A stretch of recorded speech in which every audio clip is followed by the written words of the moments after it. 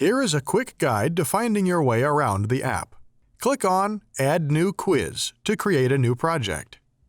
You can start from scratch or use one of our pre-designed templates to get started. This is where you'll create your quiz.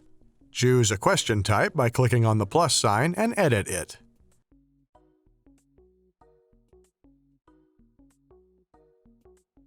You can add products and collections to each question. Product Recommendation Quiz works like a voting system. Products are linked to each choice.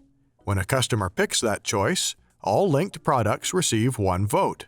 The results page will show the products sorted by the number of votes. Make sure to also edit the results page. Select how many products will be recommended.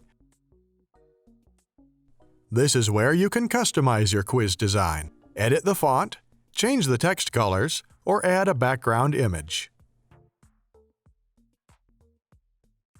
Hit the Publish button in the top right-hand corner. Check out our FAQ section for more resources on getting started with recommendation quizzes.